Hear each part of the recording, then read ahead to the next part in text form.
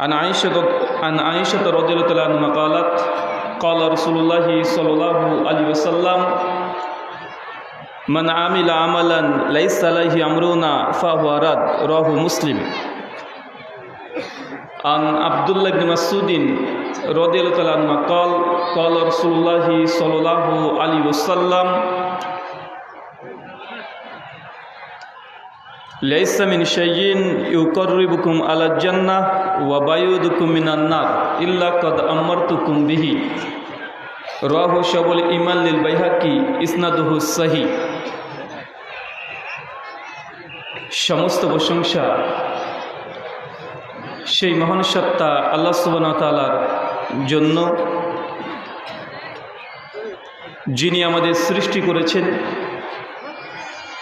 শুধু সৃষ্টি করেননি, এই পৃথিবীতে সহস্র কোটি মাখলুকাত সৃষ্টি করার পরেও যিনি আমাদের এই মানব জাতিকে সর্বশ্রেষ্ঠ জাতি, সর্বশ্রেষ্ঠ মাখলুকাত এবং সর্বশ্রেষ্ঠ নবী মুহাম্মদুর রাসূলুল্লাহ সাল্লাল্লাহু আলাইহি ওয়াসাল্লামের উম্মত হিসেবে প্রেরণ করেছেন, সেই মহান সত্তা আল্লাহ সুবহানাহু ওয়া তাআলার সংক্ষিপ্ত শুকরে সুজুদ আদায় করি। তার নিজেরই শেখানো ভাষা দিয়ে সকলে এক বাক্যে পড়ি আলহামদুলিল্লাহ। গোদাগাড়ি সরকারপাড়া জামে মসজিদের উদ্যোগে এবং উন্নতিকল্পে আজ 15 নভেম্বর 2023 বুধবার আপনারা যে আলোচনা সভার আয়োজন করেছিলেন, মহান সত্তা আল্লাহ সুবহানাহু ওয়া তাআলা আপনাদের সেই আলোচনা সভাটিকে কবুল করেছেন। এই জন্য আল্লাহ সুবহানাহু ওয়া তাআলা আরও একবার শুকরিয়া সুজুদ পড়ি, সকলে পড়ি আলহামদুলিল্লাহ। মহান সত্তা আল্লাহ সুবহানাহু ওয়া তাআলার কাছে দোয়া, এই প্রার্থনা, আল্লাহ সুবহানাহু ওয়া তাআলা আমরা মানুষ, আমরা কম বেশি ছোট বড় ভুল ত্রুটি বিচ্যুতি গুনাহ আমরা করেই থাকি। আজকের এই আলোচনা সভার উসিলায় আমাদের পেছনের ছোট ছোট গুনাহগুলোকে তুমি ক্ষমা করে দাও, সকলে পড়ি আল্লাহুম্মা আমিন। মহান সত্তা আল্লাহ সুবহানাহু ওয়া তাআলার কাছে দোয়া, এই প্রার্থনা, আল্লাহ সুবহানাহু ওয়া তাআলা আজকের এই আলোচনা সভাটিকে সফল করার জন্য সার্বিক দিক থেকে যারা সাহায্য এবং সহযোগিতা করেছেন, অর্থ, শ্রম, মেধা, দোয়া এবং পরামর্শ দিয়ে আল্লাহ সুবহানাহু ওয়া তাআলা তুমি তাদের প্রত্যেকের নেক নিয়াত এবং নেক আমলগুলোকে কবুল করে নাও, সকলে পড়ি আল্লাহুম্মা আমিন। সম্মানিত সুধী, বাদ মাগরিব থেকে বিভিন্ন আলোচক তারা পবিত্র কোরআন এবং সহিহ হাদিসের আলোকে গুরুত্বপূর্ণ আলোচনা আপনাদের সামনে পেশ করেছেন। আজকের এই আলোচনা সভার অন্তিম লগ্নে আপনাদের সামনে উপস্থিত হয়েছি কিছু কথা পবিত্র কোরআন এবং সহিহ হাদিসের আলোকে রাখার জন্য। তার পূর্বে একটা ছোট্ট কথা, তাবরানি মুজাম্মুল কাবির হাদিস নাম্বার 7374। আপনারা যারা এখানে উপস্থিত হয়েছেন তাদের ব্যাপারে আল্লাহর নবী বলছেন, আবু হুরায়রা রাদিয়াল্লাহু তাআলা আনহু থেকে হাদিসটা বর্ণনা আছে। আল্লাহ নবী বলছেন, কোনো ব্যক্তি যদি দিনের জ্ঞান অর্জনের উদ্দেশ্যে কোনো জায়গাতে আসে এবং শেষ পর্যন্ত অপেক্ষা করে শুধু ইসলামের জ্ঞান অর্জনের জন্য, আল্লাহ সুবহানাহু ওয়া তাআলা ফেরেশতা মণ্ডলীকে বলে তার আমলনামায় একটা কবুল হজ করলে যত নেকি হয় তার আমলনামায় তত নেকি লিখে দিতে। বাংলাদেশে হজ করতে হলে কত লাখ টাকা লাগে? প্রায় 7 থেকে 8, প্রায় 7 লক্ষ টাকা, তাই তো? তার মানে বোঝা যাচ্ছে যে আল্লাহর নবী আমাদেরকে উদ্দেশ্য করে জাস্ট এতটা বলেছে, খুব কষ্টকর নয় যে কেউ যদি দিনের জ্ঞান অর্জনের উদ্দেশ্যে এসে একত্রিত হয়ে বসে এবং তার নিয়াত ইখলাস যদি এটা থাকে যে আজকের আলোচনা যা হয়েছে এর মধ্যে থেকে কিছু যে শিখবো, সবগুলো শিখতে পারবেন এমনটা নয়, সবগুলো আমল করতে পারবেন এমনটা নয়, বরং গুটি কয়েক ইনশাআল্লাহ আমি যেটা সম্ভব হবে আমি শেখার পরে আমল করব, নিশ্চিত করব। এই নিয়াত নিয়ে যদি কেউ আসে তার আমল নামে হজ করলে যত নেকি তার আমল নামে তত নেকি লিখে দেওয়া হয়। মানে 7 লক্ষ টাকা, এটা কি কম ব্যাপার? কথা বলেন। একটা মানুষ যখন হজ করতে যায় 7 লক্ষ টাকা তো লাগেই, তারপরে দীর্ঘ 20 থেকে 30 দিন বাড়ি ঘর সংসার প্রতিবেশী ছেড়ে দিয়ে মক্কা মদিনা সারা দিন রাত হাঁটা হাঁটি চলা ফেরা বা একটা পরিশ্রম আছে না নাই? আছে। নিজের আত্মীয় স্বজনকে ত্যাগ করে দিয়ে আপনি ওখানে যাচ্ছেন, কিন্তু এই সওয়াব যদি পেতে চান, নেকি পেতে চান, তাহলে কিছুই করতে হবে না, জাস্ট এই নিয়াতটাকে বিশুদ্ধ করতে হবে। অনেকে মনে করে যে ইসলাম খুব কঠিন জিনিস, বা আছে না নাই? অনেক মানুষ মনে করে ইসলাম খুব কঠিন জিনিস, মানে ধর্ম মানাটা খুব কঠিন। কিন্তু আল্লাহর নবী মূলত মোটেও মানুষকে জাহান্নামে যাওয়ার জন্য তিনি পৃথিবীতে আসেননি। ভাই, নবীজি কি আমাদেরকে জাহান্নামে নেওয়ার জন্য এসেছে না জান্নাতের জন্য? কথা বলেন। ইসলাম কি এসেছে মানুষকে জাহান্নাম দেওয়ার জন্য না জান্নাত দেওয়ার জন্য? জান্নাত দেওয়ার জন্য। এই জন্য ছোট্ট ছোট্ট ইবাদত আছে, আমল আছে, যে আমলগুলো করলে একজন মানুষ সহজেই, খুব সহজেই জান্নাতে যেতে পারে। তবে আমরা অনেকে আছি, আমরা কথাগুলো শ্রবণ করি কিন্তু আমরা আমল করতে চাই না। আজকে যে বিষয়ে গুরুত্বপূর্ণ আলোচনা করব, আলোচ্য বিষয় সালাত। সালাত মানে কি? কথা বলেন তো ভাইজান। সালাত মানে নামাজ। আপনারা কি বাংলাদেশের মানুষ না ইরাক ইরানের মানুষ? বাংলাদেশের মানুষ। তো সালাত মানে বললেন নামাজ। নামাজ কোন ভাষা? নামাজ হচ্ছে ফার্সি ভাষা, ইরাক ইরানের ভাষা। আমি বললাম সালাতের বাংলা কি? আপনার সকলে বলছেন নামাজ। ভাই, নামাজ এটা বাংলা নয়। সিয়াম, রোজা। এই রোজা শব্দ ফার্সি শব্দ, সিয়াম হচ্ছে আরবি শব্দ, জান্নাত এটা আরবি শব্দ, বেহেশত ফার্সি শব্দ, দোজখ ফার্সি শব্দ, জাহান্নাম এটা আরবি ভাষা। মূলত আমাদের বিশেষ করে ভাষাগুলো, ল্যাঙ্গুয়েজগুলো অনেকগুলো ডাইভার্ট হয়ে গেছে সব ফার্সি ভাষাতে। কেন? কারণ একটা সময় ছিল যে ভারত, বাংলাদেশ, পাকিস্তান সব একটাই দেশ ছিল। আজকে 50 বছর আগে চলে যান, বাংলাদেশ বলে কোনো জায়গা ছিল না। সবগুলো কি ভারতের অন্তর্ভুক্ত ছিল না? সবগুলো ভারতের। আর শেষে ভারতের রাষ্ট্রীয় ভাষা ছিল ফার্সি ভাষা। কোন ভাষা? ভারতের রাষ্ট্রীয় ভাষা কি ছিল? ফার্সি ভাষা। তার জন্য প্রথমত কোরআন মাজিদকে তারা ফার্সিতে অনুবাদ করত। আর ফার্সি ওলামারা এত পরিমাণে ওয়াজ আলোচনা করেছে, যার কারণে অধিকাংশ ক্ষেত্রে দেখা গিয়েছে যে ইসলামের মূল শব্দগুলো সব ফার্সি ভাষায় আমাদের বাঙালির কাছেও পৌঁছে গেছে। এটা অন্য কিছু নয়। তাই আরবি ভাষা কোরআন মাজিদে কি আছে? সালাত মানে হচ্ছে দোয়া। সালাত মানে কি? দোয়া। সালাত মানে ক্ষমা। সালাত এমন একটি ইবাদত যার মধ্যে বান্দা ডাইরেক্ট আল্লাহর সঙ্গে কথা বলতে পারে। যদি আপনার কখনো মন খারাপ করে, তাহলে আপনি যদি আল্লাহকে কিছু বলতে চান, একটাই দুনিয়ার জমিনে যত ইবাদত আছে এর মধ্যে একটাই ইবাদত আল্লাহর সঙ্গে কথা বলার জন্য, তার নাম হচ্ছে সালাত, আপনার আমার ভাষায় নামাজ। কথা বুঝতে পারছেন? কারা কারা বুঝতে পারছেন একটু হাত তোলেন তো। কি প্রশ্ন করেছি? বললাম কারা কারা বুঝতে পারেননি তারা হাত তোলেন। আপনারা কারা তুলেছেন? দেখেন অধিকাংশ মানুষের অবস্থা দেখেন। মানে এই জন্য আমি বলি যে আমরা যখন আলোচকরা আলোচনা করে চলে যাই, ঠিক তারপরের দিন শ্রোতারা উল্টো পাল্টা বুঝে। মানে আমরা বলে যাই এক, আর তারা বুঝে আর এক। চায়ের দোকানে গিয়ে নিজেরা কথাবার্তা বলবে যে দেখিস কালকে বক্তা এটাই তো বলে গেছে, হয়তো বক্তা কথা বলেইনি। তার জ্বলন্ত দৃষ্টান্ত দেখলেন। আমি বললাম কারা কারা বুঝতে পারছেন না তারা হাত তোলেন। কারা তুলেছিলেন হাত? এটা হচ্ছে অবস্থা। মানে আমরা হুজুর বলেছে হাত তুলতে, হুজুর তো খারাপ কাজের জন্য হাত তুলতে বলবে না, তাই না? এই জন্য হাত তুলে ফেলি। আল্লাহ সুবহানাহু ওয়া তাআলা আমাদের কথাগুলো যথার্থভাবে আপনাদের অন্তরে এবং কর্ণে প্রবেশ করা তৌফিক দান করো। সকলে পড়ি আল্লাহুম্মা আমিন। সম্মানিত সুধী, কথা বলার পূর্বে আরেকটা ছোট্ট কথা। যারা দূর দূরান্ত থেকে এসেছেন, যে ভারত থেকে বক্তা এসেছে, মানে অনেক সুর দিয়ে আলোচনা করবে, অনেক গজল বলবে, অনেক কবিতা বলবে, অনেক হাসাবে, কাঁদাবে। যারা এই মর্মে এসেছেন জেনে রাখবেন প্রত্যেকে হতাশ হয়ে বাড়িতে ফিরবেন। কেন? আমার গোটা আলোচনাতে আমি একটা সুর দেব না।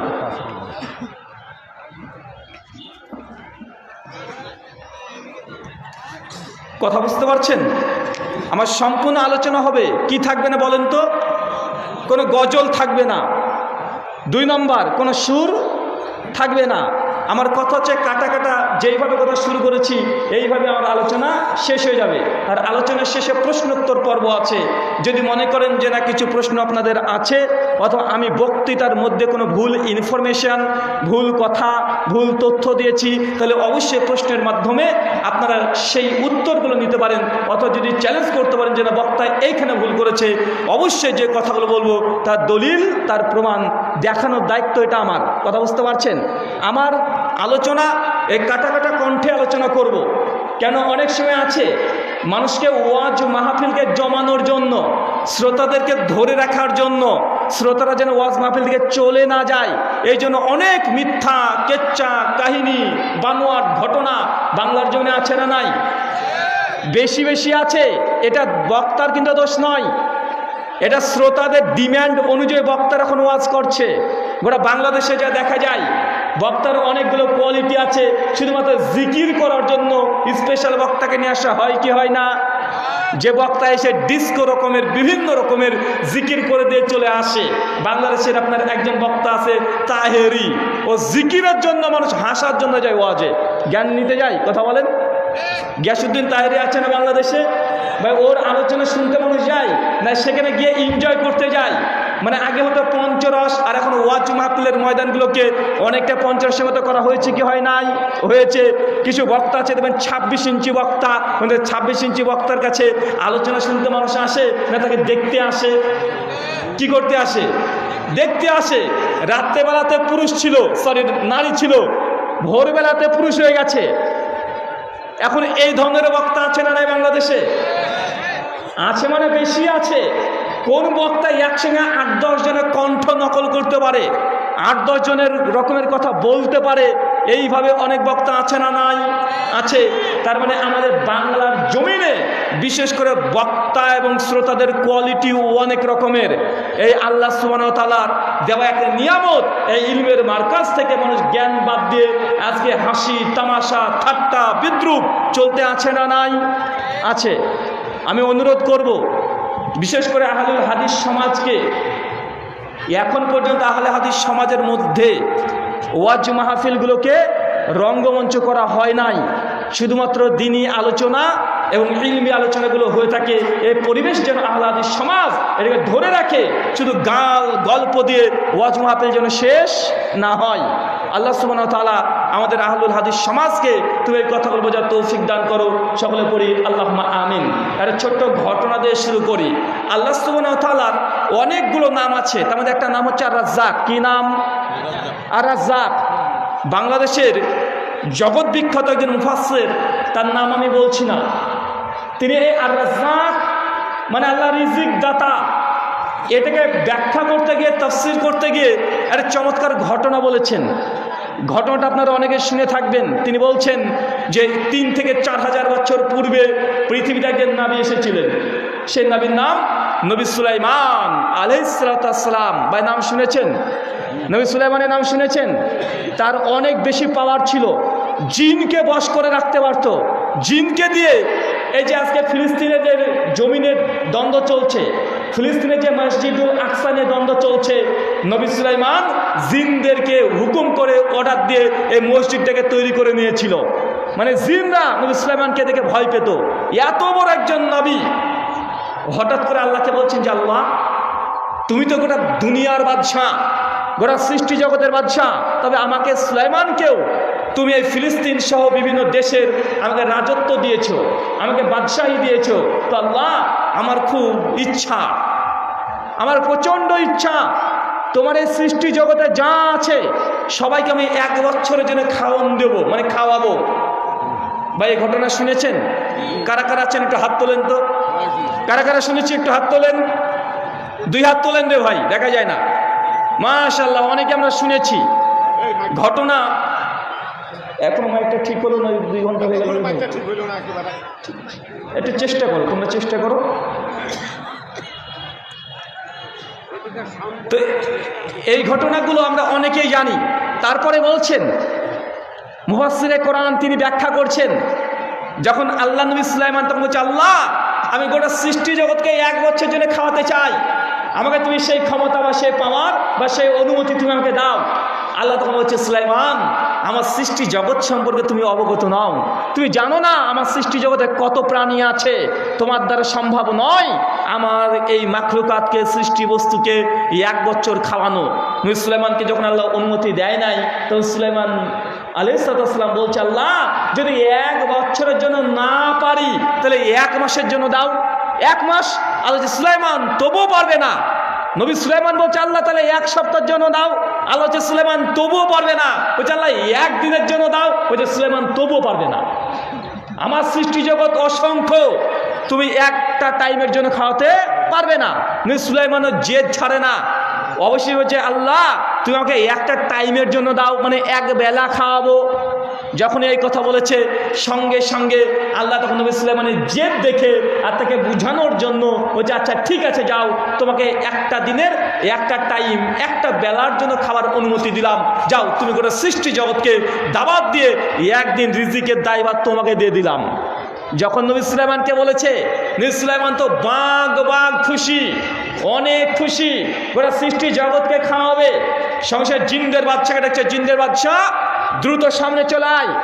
আর জিনদের বাচ্চা সবাই সঙ্গপাঙ্গ নিয়ে চলে এসেছে, এসে বলছে আগামীকাল গোটা সৃষ্টি জগৎকে আমি খাওয়াবো, তোরা যা যা পাস আসমানে আর জমিনে আর জঙ্গলে সমস্ত প্রাণীকে ধরে ধরে নিয়ে আয়, সমুদ্রের মধ্যে চলে যা, যত মাছ আছে ধরে নিয়ে চলে আয়। যখন এই আদেশ করেছে সঙ্গে সঙ্গে জিনরা কাজ করতে ব্যস্ত হয়ে গেছে।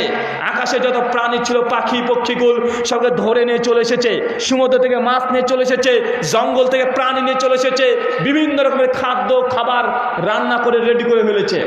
কথা বুঝতে পারছেন? যখন রেডি করে ফেলেছে, খাবার যা রান্না করেছে প্রায় 50 কিলোমিটার। কত কিলোমিটার? 50 কিলোমিটার মানে বুঝছেন কত দূর হবে? এখান থেকে 50 কিলোমিটার কত দূর হবে? দিনাজপুর। মানে যেই দিকে তাকাবেন চারিদিকে খাবার আর খাবার। মাংসটা পূর্ণ করে ফেলেছে, ফ্রাইড রাইস রান্না করেছে, বিরিয়ানি রান্না করেছে, পোলাও রান্না করেছে, গরুর মাংসের ভুনা করেছে, গরু মাংসকে কষা করেছে, হরিণের মাংস, হাতির মাংস সব কিছু রান্না করে পূর্ণ করেছে 50 কিলোমিটার। ডান দিকে 50, বাম দিকে 50, আকাশে 50, জমিনে 50, খাবারে পূর্ণ। ঠিক পরের দিনেই সমস্ত প্রাণী চলে এসেছে খাবার জন্য। মাঝখান থেকে সমুদ্র ছিল, সমুদ্র থেকে বড় একটা তীর মাছ উঠে চলে এসেছে, এসে নবী সুলাইমানকে বলছে, আল্লাহ নবী সুলাইমান আমি ক্ষুধার্ত, আমাকে খেতে দাও। সঙ্গে সঙ্গে সুলাইমান বলছে, এই মাছ তুই লাইনে দাঁড়া, লাইন ছাড়া খাওয়া হবে না, নিয়ম মাফিক খেতে দেবো। মাছ তখন বলছে যে আমি লাইন টাইন মানি না, আমার খিদা লেগেছে, আমাকে খেতে দাও। যখন মাছ যখন সুলাইমানের সাথে তর্ক করছে, সঙ্গে জিনদের বাদশাকে সুলাইমান বলছেন, জিনদের বাদশাহ আগে মাছটাকে খেতে দাও, নচেতে লাইন টাইন ভেঙে দিচ্ছে, আগে মাছটাকে পূর্ণ করে খেতে দাও। মাছ তখন খাবার পূর্বে একটা শর্ত দিয়েছে। শর্ত কি? শর্ততে বলেছে, সুলাইমান আল্লাহ আমাকে প্রতিদিন পূর্ণ করে খেতে দেয়, তাই আমি হাঁ করে থাকবো, যতক্ষণ আমার মুখ খোলা থাকবে ততক্ষণ খাবার দিতে থাকবে, যখন মুখটা বন্ধ করে ফেলবো তুমি বুঝে নিবে আমার পেট পূর্ণ হয়ে গেছে, আমার আর খাবার দরকার নেই। সে বলছে, আচ্ছা ঠিক আছে যা, তোর কথাই হলো। জিনদেরকে বলছে, জিন খেতে দাও। জিনটা করেছে কি, একটা প্লেটে করে মাছ আর কতটুকু খাবে, একটা প্লেটে করে কিছু মাংস দিয়েছে, মাংস দেওয়ার সঙ্গে সঙ্গে টুক করে গিলে খেয়ে নিয়েছে, হ্যাঁ এখনো আছে। বলছে সুলাইমান আরো দাও। সঙ্গে সঙ্গে জিনদের বাদশা একটা মুরগি দিয়ে দিয়েছে, গোটা গোটা রোস্ট করে দিয়ে দিয়েছে, আবার টুক করে গিলে নিয়ে আবার হাঁ করে আছে, বলছে আরো দাও। এরপর একটা ছাগল দিয়ে দিয়েছে, আবার খেয়ে বলছে আরো দাও। একটা গরু দিয়ে দিয়েছে, খেয়ে দিয়ে বলছে আরো দাও। ভাই ঘটনা জানি কি জানি না? এবার বলেন তো কতজন শুনেছি, এবার হাত তোলেন। মাশাআল্লাহ, বাংলাদেশের মানুষ অনেক বেশি জ্ঞান রাখে এসব হাদিস সম্পর্কে, আমাদের চেয়ে বেশি আপনারাই জানেন। কেন আমরা বক্তার মুখ থেকে আমরা আলোচনা, ওয়াজ, আমরা কম বেশি গান না শুনলে ওয়াজ আমরা প্রতিদিনই শুনি কি শুনি না? তাই শুনি। তো যখন এই কথা বলেছে, অবশেষে মাছের মুখ আর বন্ধ হয় না, খেয়ে চলে যায়। তখন নবী সুলাইমান রেগে গিয়ে বলছে, এই মাছ তোর যত খাবার দরকার তুই খেয়ে নে, খাবার যা আছে সব তোকে দিয়ে দেন, তুই খেয়ে নে, খেয়ে দে, তাড়াতাড়ি পানির মধ্যে যা। মাছ তখন করেছে কি, ঠিক আছে, একদম বড় একটা হাঁ করে এক লুকমাতে যা খাবার ছিল 50 কিলোমিটার টুক করে গিলে নে, হ্যাঁ। আবার হচ্ছে আরো দে, সুলাইমান আরো দাও। এখন আমার খিদা আছে। আল্লাহ নবী সুলাইমান অবাক, বলে কি, আরে গোটা সৃষ্টি জগতের জন্য খাবার রান্না করলাম, সমস্ত সৃষ্টি জগৎকে খাওয়াবো, এই জন্য একটা পানির মধ্যে একটা পিচ্চি মাছ এসে এতগুলো খাবার খেয়ে বলছে আরো দাও, এখনো ক্ষুধা মিটে নাই। আল্লাহ নবী সুলাইমান বলছে, এই মাছ তুই খাস কত? সঙ্গে সঙ্গে মাছ তখন বলছে, আল্লাহ নবী সুলাইমান, আজকে তোমার আমি মেহমান, তুমি হচ্ছে মেজবান, মেহমানকে দাওয়াত দিয়ে তুমি আমাকে অপমান করছো। আমি আমার রব আল্লাহকে বলে দেবো, আল্লাহ তুমি যাকে রিজিকের দায়িত্ব দিয়েছে সুলাইমানকে, সে আমাকে পেট করে খেতে দিতে পারেনি, আমি তোমার নামে অভিযোগ করবো সুলাইমান, আমি তোমার নামে অভিযোগ করব, আল্লাহ কাছে নালিশ দেব। এই কথা যখনই বলেছে, আল্লাহ সুলাইমান মাটিতে লুটিয়ে গিয়ে সিজদারত অবস্থায় বলছে, আল্লাহ তুমি আর রাজ্জাক, তুমি রিজিক দাতা আর রাজ্জাক, এইভাবে চিৎকার মারতে শুরু করে দিয়েছে। নবী সুলাইমান বুঝতে পারলেন যে আল্লাহ হচ্ছে রিজিক দাতা, দুনিয়ার কোনো মানুষ রিজিকের ভার নিতে পারে না। ভাই ঘটনাটা সুন্দর নয়, কিন্তু ঘটনাটা গোটাটাই মিথ্যা, একদম আগাগোড়া প্রথম থেকে শেষ পর্যন্ত গোটাটাই জাল, একদম গোটাটা। এই যতটা কথা বললাম এতক্ষণ, এর একটা হরফও কোরআনে নেই, হাদিসও নাই। কথা বুঝতে পারছেন না ভাইজান? যতটা বললাম, এর যদি 1 পৃষ্ঠা 2 পৃষ্ঠা যদি হয়ে থাকে ঘটনা, একটা লাইনও না কোরআনে আছে, না কোনো সহিহ হাদিসে আছে। সহিহ তো দূরের কথা, জয়ীফ হাদিসেও নাই। আরে জয়ীফ তো দূরের কথা, জাল হাদিসেও নাই। তাহলে কোরআনে আছে, কোরআন বাদ দেন, কোরআনের তাফসিরে নাই, ইসলামের কোনো ইতিহাসে নাই। অনেকে বলতে পারেন তাহলে এটা ইসরায়েলি রেওয়ায়ত, ইসরায়েলি রেওয়ায়ত, এটা ইসরায়েলি রেওয়ায়তও নাই। তাহলে কিভাবে আসলো? বক্তারা আপনাদের মতো জনসমুদ্রকে সুন্দর করে বসিয়ে রাখার জন্য, একদম কান খাড়া করে শোনানোর জন্য, মনোরঞ্জন করে একদম রঙিন রঙিন কথা মিশিয়ে সুন্দরভাবে আপনাদেরকে ধরে রাখার জন্য বক্তারা এই গল্পটা তৈরি করেছে। কথা বুঝতে পারলেন না? এটা বক্তার তৈরি করা। অথচ সহিহ বুখারী প্রথম খণ্ড কিতাবুল ইলম পৃষ্ঠা নাম্বার 21 হাদিস নাম্বার 109, 18 খানা সনদে আল্লাহ নবী বলেছেন, কোন ব্যক্তি যদি নবীর নামে এমন কোন কথা বলে যে কথা নবী বলেনি, মাকাদা মিনান নার, তার থাকার জায়গা জাহান্নাম। বক্তা চূড়ান্ত সাবধান এবং সতর্ক হতে হবে মানুষকে ধরে রাখার জন্য। অথবা গবেষণা না করে নবীর নামে কোনো হাদিস যদি কেউ বলে দেয়, সে যত বড় বক্তা হোক, যত বড় আল্লাহর ওলি হোক, ও থাকার জায়গা জাহান্নাম। এটা নবীর কথা। কার কথা? কার কথা? আমি কিন্তু বলছি না যে কোন বক্তা বলেছে, কারণ সেই বক্তাকে আমিও ভালোবাসি, আমি প্রচণ্ড ভালোবাসি। যদি ভালো না বাসতাম তার নামটা উল্লেখ করে দিতাম। তো জেনে রাখবেন এই ঘটনা গোটাটাই জাল। আমি আপনাকে বলে গেলাম, আপনি তদন্ত করেন।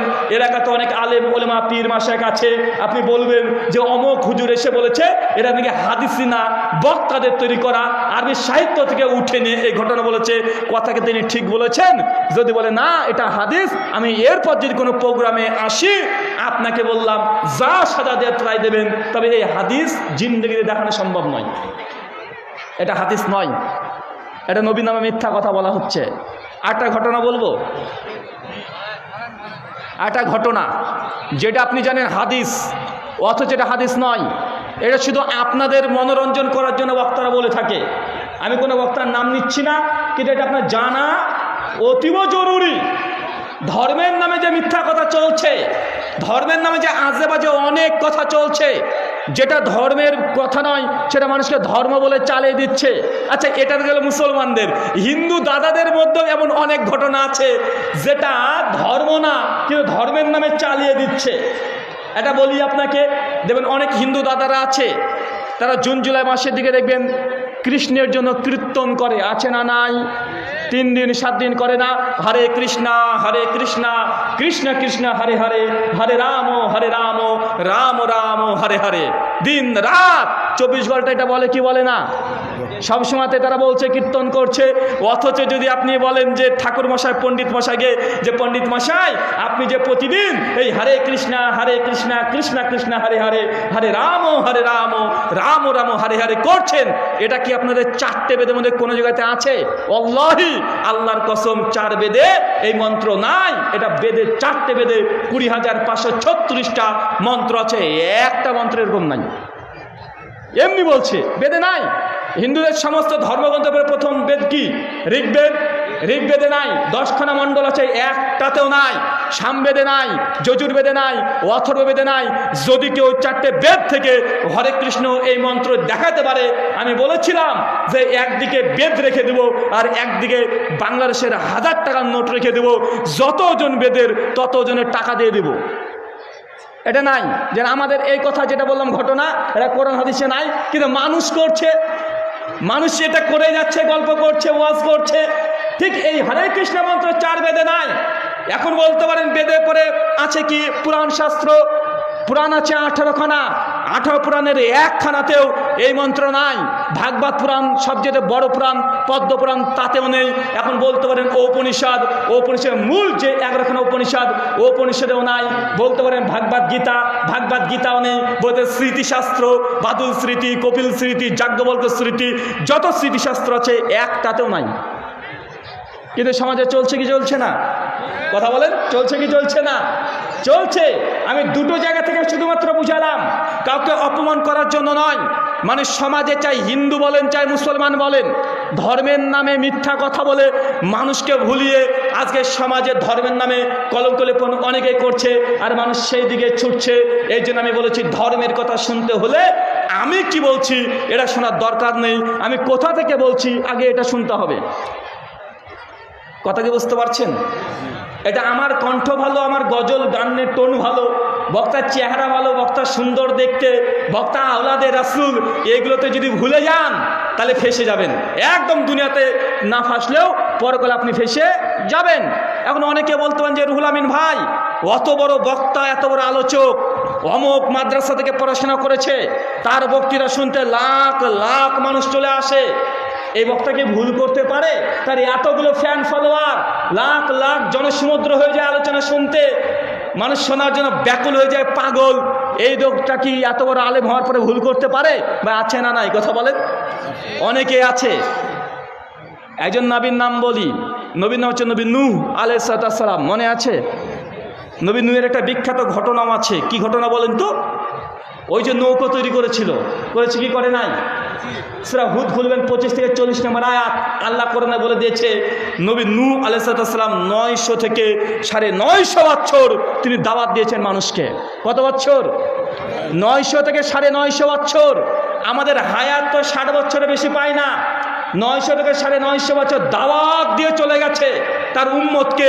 তারপরে নবী নূহ আলাইহিস সালামের উম্মতের মধ্যে 50 জন ইসলাম আনেনি। 50 জন নবী নূহ আলাইহিস সালামকে নবী মানে নাই, তার নিজের সন্তানই তাকে নবী মানে নাই, তার স্ত্রী তাকে নবী মানে নাই। তার গোটা 950 বছর দাওয়াত দিয়ে মানুষের কাছে ধর্ম প্রচার করে 50 থেকে 60 জন মানুষ শুধুমাত্র নবী নূহকে নবী মেনেছে, ইসলাম ধর্ম গ্রহণ করেছে। এখন আপনারা যারা বক্তার ফলোয়ার দেখে, বক্তার ভক্ত দেখে যারা পাগল হয়ে গেছেন, এখন নবী নূহ আলাইহিস সালামকে কি বলবেন? নূহ আলাইহিস সালাম কি ভুল পথে ছিল? কথা বলেন।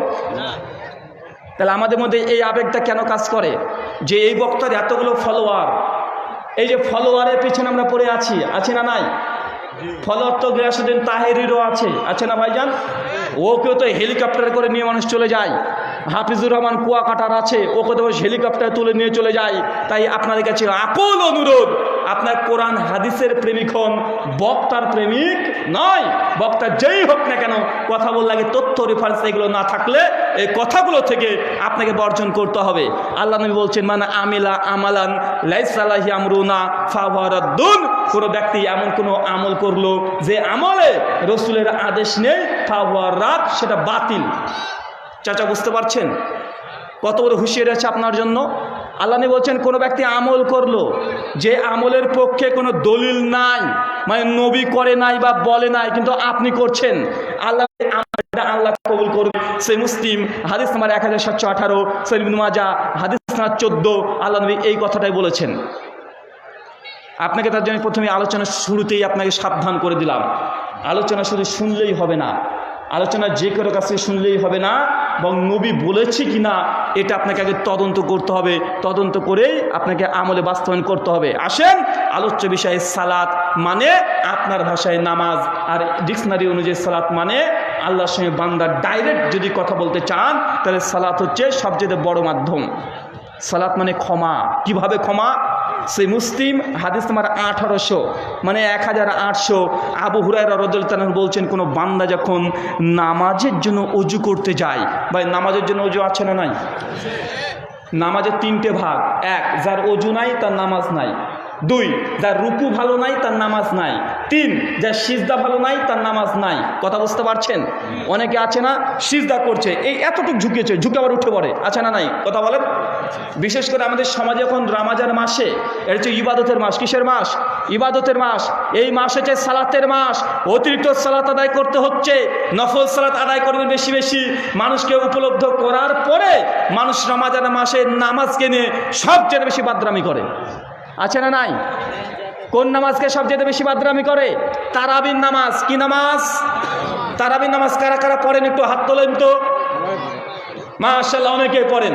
সমাজে একটা ঠেলাঠেলি আছে, তারাবি 8 রাকাত না 20 রাকাত, আছে না নাই? যারা 20 রাকাত পড়ে, তারা 8 রাকাত যারা পড়ে তাদেরকে চোখের কোনো দেখতেই পারে না, এমন আছে না নাই? কেউ যদি 8 রাকাত তারাবি পড়ে তাকে মসজিদ থেকে বের করে দেয়, এমন ঘটনা বাংলাদেশে আছে না নাই? অথচ আমার দেখা মতে অধিকাংশ মসজিদে, বাংলাদেশ নয় আমার ভারতেও দেখা, যে তারাবির নামাজ কিভাবে হয়। 8:15 এশার নামাজ শুরু হয়, 8:30 এশার নামাজের জামাত শেষ হয়ে গেল। এখন ইমাম সাহেব মুখ করে বলছে, শুনুন তারাবির নিয়াত করুন। আর যখনই বলেছে তারাবির নিয়াত করুন, মুসল্লি যারা আছে লুঙ্গি টুঙ্গি বেঁধে নিয়েছে, মানে মাঠে নামতে হবে, আছে না নাই? যখনই বলছে তারাবির নিয়াত করুন, মুসল্লি কিন্তু বুঝে নিয়েছে এবার সে 4-6 চলবে, মানে প্রত্যেক বলে বলে 6 মারতে হবে, উইকেট নিতেই হবে, একদম রেডি। লুঙ্গি টুঙ্গিকে বেঁধে যদি কোনো কিছু থাকে, রুমাল টোমাল নিচে রেখে দে, মোবাইল টোবাইল রেখে দে, একদম রেডি। না, এখন শুধু 4-6 চলবে। আর ইমাম সাহেব সঙ্গে সে নামাজ শুরু করছে, আল্লাহু আকবার, আলহামদুলিল্লাহ,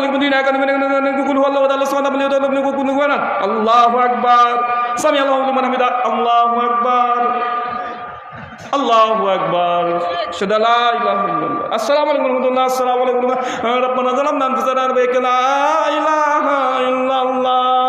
আবার উঠে আল্লাহু আকবার। বাঁচে না নাই? কথা বলেন। আমার দেখা 8:30টার দিকে তারাবির নামাজ শুরু হয়, আর 8:55-তে তারাবি শেষ হয়ে যায়, মানে মাত্র 25 মিনিট সময় নিয়েছে। কয় মিনিট? কথা বলেন, কত মিনিট? মাত্র 25 মিনিট। নামাজ পড়ছে কত রাকাত? 20 রাকাত নয়, টোটাল নামাজ পড়েছে কমপক্ষে 28 রাকাত। কত রাকাত? 28 রাকাত। মাঝখানে আছে 4 বার মুনাজাত, 4 বার মাথায় হাত, আর 4 বার একদম হাত তুলে মুনাজাত, ইমাম মুক্তাদি মিলে, আছে না নাই? দেখেন, প্রথম 4 রাকাত তারাবি পড়লো, মাথায় দেখবেন হাত দিয়ে বসে থাকলো, তারপর আবার মুনাজাত শুরু করে দিল। আবার তারাবি 4 রাকাত, আবার মাথায় হাত, আবার মুনাজাত চলতে থাকলো। এরপর হুজুর বলছে এবার বেতেরের নামাজ। বেতেরের নামাজ পড়েছে, এরপর 2 রাকাত বসে বসে নফল পড়ছে। টোটাল নামাজ হলো কত রাকাত? টোটাল 27 রাকাত। সময় নিয়েছে হুজুরে মাত্র 25 মিনিট। হুজুর না রকেট? কথা বলেন, এটা হুজুর না রকেট? একদম ঝড়ের গতিতে, একদম বাস্তব কথা। যে দেখবেন অনেক সময়তে যারা বয়স্ক যারা মুসল্লি আছে, 50-60 বছর পার হয়ে গেছে, তারাবির নামাজ পড়তে গিয়েছে বৃদ্ধ একজন চাচা, আর যে ইমাম আছে সে তো একদম টাটকা যুবক, ইয়াং, রক্ত একদম তরতাজা আছে, একদম এত জোরে রুকু করে সিজদা মানে চাচা যখন গিয়েছে, দেখছে যে ইমাম সাহেব রুকুতে গিয়েছে, চাচা মাজা ভাঁজ করতে করতে করতে করতে ইমাম সাহেব উঠে দাঁড়িয়ে পড়েছে, আছে না নাই? কথা বলেন। চাচা রুকু করে শেষ করছে, ওইদিকে ইমাম সাহেব যিনি আছেন তেনা 2 সিজদা হয়ে দাঁড়িয়ে পড়েছে। চাচা বলছে সিজদার দরকার নেই, দাঁড়িয়ে আছে। ভাই এমন দেখা যায় কি যায় না? এমন আছে না নাই? এমন আছে না নাই? এমন বাংলার জমিনে অধিকাংশ মসজিদে এটাই আছে। আল্লাহ সুবহানাহু ওয়া তাআলা আমাদেরকে এই সালাতের নামে বাদরামি করতে রমজান মাসে তারাবির নামাজ দেয় নাই। তারাবির বাংলা মানে হচ্ছে ধীরে ধীরে পড়া, বা তারাবি এসেছে আরবি শব্দ তারবিয়াতুন থেকে, মানে থেমে থেমে পড়া, বিরতি দিয়ে পড়া। মানে তারাবি মানে থেমে থেমে পড়তে হবে, ধীরে ধীরে পড়তে হবে। আর বাংলার মাটিতে তারাবি মানে তাড়াতাড়ি পড়া, কারণ ইমাম বলছে তারাবি, মানুষ একবার তাড়াতাড়ি পড়বে, রেডি হয়ে যায় কি যায় না? এর হচ্ছে বাংলার মানুষের তারাবি সালাত আদায় করা। তার জন্যই বলেছে নামাজটাকে তারাবি নামাজ বলিয়েন না, এই নামাজটাকে বলে দেন তাড়াতাড়ি নামাজ। কি নামাজ? এটা তারাবি নামাজ নাই। তারাবি মানে থেমে থেমে পড়া। আল্লাহ নবী তারাবি শুরু করতেন শেষ মানে প্রথম রাত্রে, মানে এখনকার সময় প্রায় রাত্রি 12টার সময়, আর তারাবি শেষ করতেন ফজরের আগে প্রায় 3 থেকে 3.5 ঘন্টা তিনি সময় নিতেন তারাবির নামাজ পড়তে। সুনান আবু দাউদ 1375 নম্বর হাদিস। সাহাবারা বলছে আল্লাহ নবী এত দীর্ঘক্ষণ তারাবি পড়ালেন যে আমরা মনে করছিলাম আজকে আমরা সাহারি খেতে পারবো না, মানে সাহারির আজান পড়ে যাচ্ছে। কথা বুঝতে পারছেন? এই যে নবীর তারাবি আর বাঙালির তারাবি কি, যত তাড়াতাড়ি পড়বা এটা হচ্ছে তাড়াতাড়ি নামাজ। আল্লাহ সুবহানাহু ওয়া তাআলা এই তারাবির নামাজকে তুমি হেফাজত কর, তৌফিক দান করো। সকলে পড়ি আল্লাহুম্মা আমিন। সম্মানিত সুধী, এই আলোচনা সভা করতে আপনাদের অনেক খরচ হয়েছে। আমি কোনোদিন মানে টাকা পয়সা কীভাবে চাইতে এটা আমার জানাই নাই, কিন্তু কমিটি আমাকে বলেছে ভাইজান অনেক খরচ হয়ে গেছে, এবং আপনাদের সঙ্গে প্রায় 5 বছর পরে মাহফিলটা, তাই তো? 5 বছর পর তো আপনারা কি চাচ্ছেন এই মাহফিল চলবে না আবার সামনে বছর বন্ধ থাকবে? মাহফিল কি হবে না বন্ধ রাখবেন সামনে বছর? জোরে বলেন। চলবে। যদি চলতে হয় বা চালাতে হয়, কমিটি যা খরচ করেছে, যে টাকা পয়সা যদি না ওঠে, যদি কমিটি যদি ঋণগ্রস্ত হয়ে যায়, ভাই সামনে বছর প্রোগ্রাম হবে? কথা বলেন। সামনে বছর সাহস করবে তারা? সামনে বছর সাহস করবে না। আচ্ছা, আপনাদের এই অঞ্চলে শেখ আব্দুর রাজ্জাক বিন ইউসুফ হাফেজাউল্লাহকে এই মঞ্চে সামনে বছর কারা কারা দেখতে চান? হাত তোলেন। সবাই চান তো? যদি সবাই চান তাহলে এবছরে যা খরচ হয়েছে এই খরচ আপনাদেরকে দিতে হবে। এই খরচ কিন্তু অন্য কোনো গ্রামের মানুষ দেবে না। তাই আপনার যদি এই ওয়াজ মাহফিলকে যদি কন্টিনিউসলি চালাতে চান, আমি ও টাকা পয়সা কোনো চাইতেও পারি না, আমি কোনো চাইও না, আমার অভ্যস্ত নাই। এই জন্য স্পেশাল কিছু আলোচক আছে, তারাই চাই। তো এখানে ছেলেরা চলে গেছে, পকেট থেকে আপনার হালাল টাকা যা আছে অন্তত একদিনকার হালাল উপার্জন একদিনকার দিয়ে দেন, কেউ খালি হাতে যাবেন না ইনশাআল্লাহ। আচ্ছা, কারা কারা দিবেন না তারা হাত তোলেন তো। কারা কারা দিবেন না তারা হাত তোলেন। যারা দেবেন না তারা হাত তুলবেন। 3 বার বললাম কিন্তু। সবাই দেবেন? মাশাআল্লাহ। কমিটি সাহেব দেখে নেন ভাই, 100 টাকা করে কারা কারা দেবেন? 100 টাকা, 100। কে কে দিবেন না তারা হাত তোলেন। সবাই দেবেন? মাশাআল্লাহ, টাকা উঠে গেছে। ইনশাআল্লাহ সামনে বছরে মাহফিল হবে। যারা যারা তুলে দেয় কমিটি সবার কাছে 100 টাকা নিয়ে নেবেন।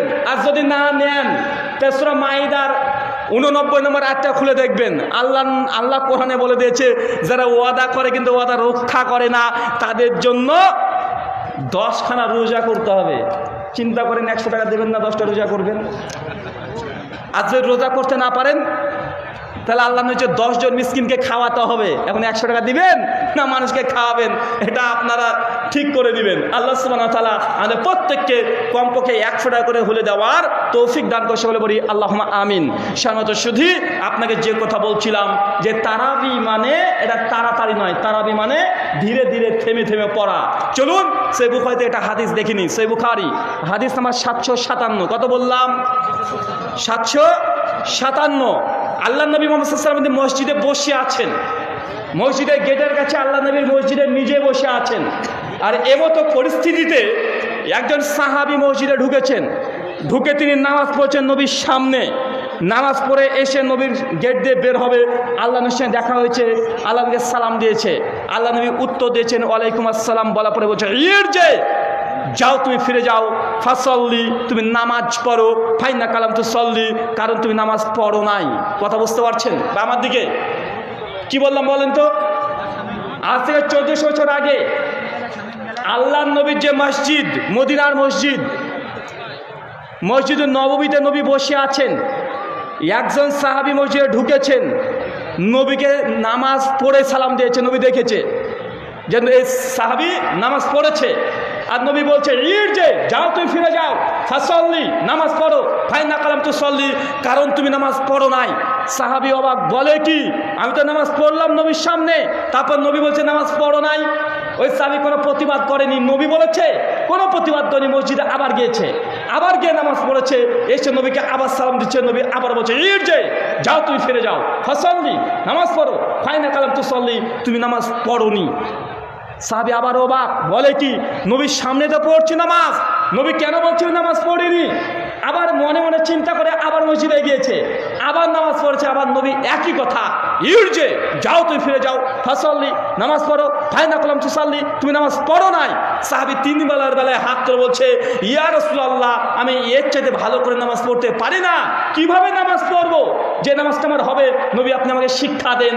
নবী তখন বললেন যে এইভাবে নামাজ পড়তে হয়। যখন রুকুতে যাবে, রুকুতে সেই পরিমাপ সময় তুমি ব্যয় করবে যেই পরিমাপ তুমি দাঁড়িয়েছিলে, কিরাত করছিল অতক্ষণ সময়। কথা বুঝতে পারছেন চাচা? চাচা কান দিতে হবে আমার দিকে। রুকুতে কতক্ষণ থাকতে হবে? কথা বলেন, রুকুতে কতক্ষণ থাকতে হবে? যতক্ষণ ছিলেন কিরাত দাঁড়িয়ে অবস্থায়, মানে কমপক্ষে নিম্ন হলেও কমপক্ষে 3 বার তসবিহ পাঠ করতে হবে। আর আল্লাহ নবী বলছে, যখন কোনো ব্যক্তি রুকু করবে, রুকুর সময়তে তার এই যে পিঠ, এই পিঠের ওপরে কেউ যদি একটা বল রেখে দেয়, বল বোঝেন না ভাই, বল রেখে দিলে বল যেন ওখানে দাঁড়িয়ে থাকে, বল যেন গড়াগড়ি না খায়, মানে স্ট্রেট হতে হবে। আর চোখ কোথায় থাকবে? সিজদার জায়গায়। আমরা নামাজের সময় চোখ কোথায় রাখি? আল্লাহু আকবার। ঘড়ি দেখছে, দোকান খুলবে, আছে না নাই? কথা বলেন। নামাজ পড়ার সময় ঘড়ি দেখা মুসল্লি আছে না নাই? আছে। আল্লাহ নবী সহিহ বুখারী হাদিস নাম্বার 50, কত নম্বর হাদিস? হাদিস নাম্বার 50 কিতাবুল ঈমানে এসেছে, সরাসরি আসমান থেকে ফেরেশতা জিবরিল চলে এসেছে, এসে আল্লাহ নবীকে প্রশ্ন করেছেন অনেকগুলো। তার মধ্যে একটা প্রশ্ন ইহসান সম্পর্কে বলেন। আল্লাহ নবী তখন বলেছেন, উত্তর যে জিবরিল বলেছেন যে তুমি সালাতে নামাজে এমনভাবে নামাজ পড়বে যেই সময় তোমার সিজদার দিকে থাকবে চোখ। কোথায় থাকবে চোখ? সিজদা, যেটা নাক থাকান ওইখানে আপনার চোখ থাকবে, এদিক ওদিক সরবে না। আর আল্লাহ নবীকে বলছেন যে আপনি নামাজে এমনভাবে থাকবেন মনে করছেন আপনি আল্লাহকে দেখতে পাচ্ছেন, মানে আল্লাহকে আপনি দেখছেন। তারপরে হচ্ছে, যদি তুমি মনে করতে না পারো যে তুমি আল্লাহকে দেখতে পাচ্ছ, তুমি অন্তত এটা মনে করো যে আল্লাহ তোমাকে দেখছে। এটা হচ্ছে কি? নামাজের সিজদা। আর এটা হচ্ছে রুকু। আমাদের সমাজে উল্টো আছে না নাই? মানুষ রুকুতে সময় দেয়, রুকুতে সময় দেয় না, একদম টুক করে দিয়ে আবার টুক করে উঠে পড়ে। আমাদের সমাজে এই রুকু ওয়ালা ব্যক্তিরাই বেশি আছে। আল্লাহ সুবহানাহু ওয়া তাআলার কাছে দোয়া, আল্লাহ যারা আমরা নামাজ পড়ছি, এই নামাজকে গাফিলতির কারণে নামাজ যেন বাতিল না হয়, বিশেষ করে মেয়েদেরকে, কারণ ওরা নামাজে যারা পড়ে তারা সবচেয়ে বেশি গাফিল, আছে না নাই? নামাজ পড়ছে, তাকে বেড়ালে রান্নাঘরে ঢুকেছে, একে তাকাচ্ছে, নামাজের মতো করে ফেলে, আছে না ভাইজান? নামাজের মধ্যে হিস করে দেয়, মানে কিরাত করছে, বুঝতে পারছে ছেলে মানে পড়ে যাবে, ওই হুস হুস করতে শুরু করে দেয়। ভাই এরকম আছে না মেয়েদের মধ্যে? এরকম অধিকাংশ ক্ষেত্রে এটা দেখা যায়। আল্লাহ সুবহানাহু ওয়া তাআলা আমাদেরকে আমাদের নামাজগুলোকে তুমি হেফাজত করার তৌফিক দান করো, সকলে পড়ি আল্লাহুম্মা আমিন।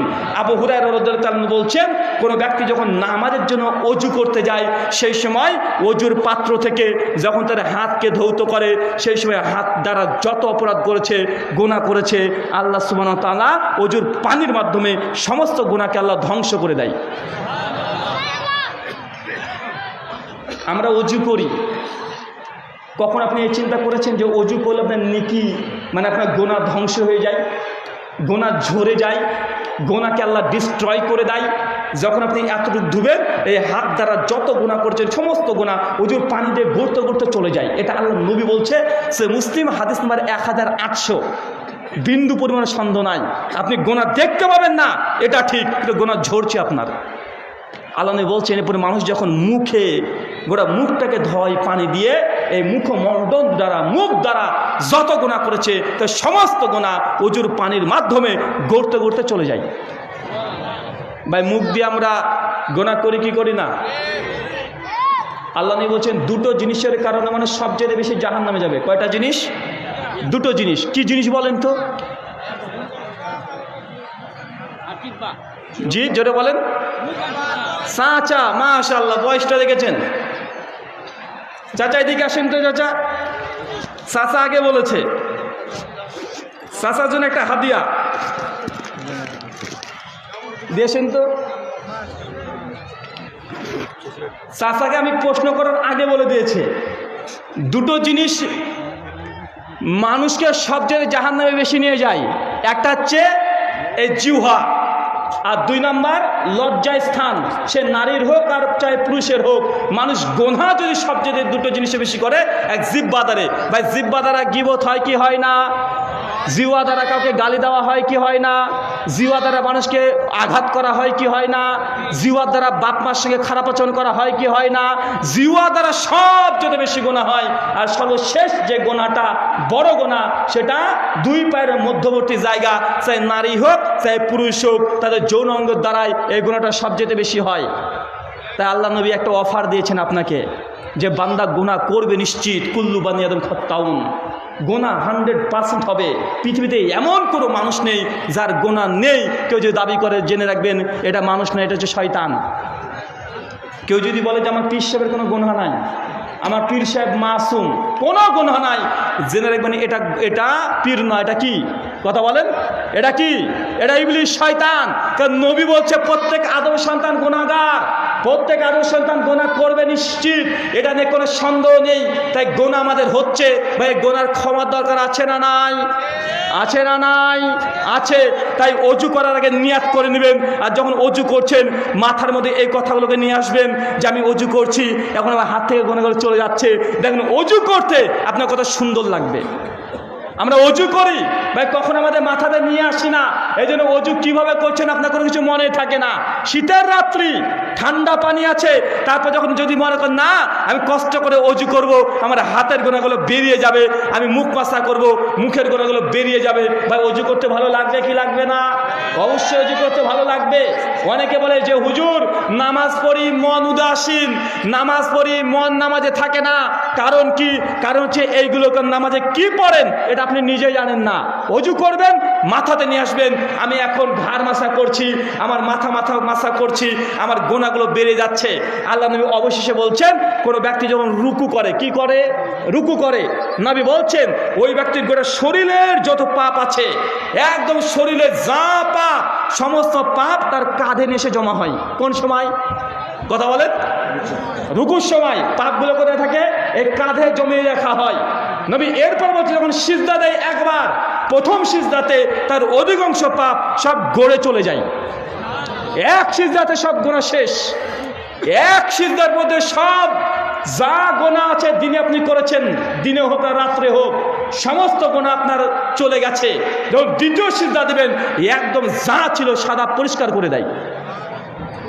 এটা হচ্ছে রুকু সিজদা। এটা আপনাকে প্রথমে কি বলেছিলাম, সালাত মানে কি? ক্ষমা। দেখছেন তো ক্ষমা কি হচ্ছে? সালাত মানে কি? সালাত মানে হচ্ছে ক্ষমা। আল্লাহর পক্ষ থেকে এটা মাধ্যম, যে সালাত মানে ক্ষমা। অজু করবেন, রুকু সিজদা করবেন, একদম আপনার গোনা থেকে আপনাকে আল্লাহ পবিত্র করে দিবে ইনশাআল্লাহ।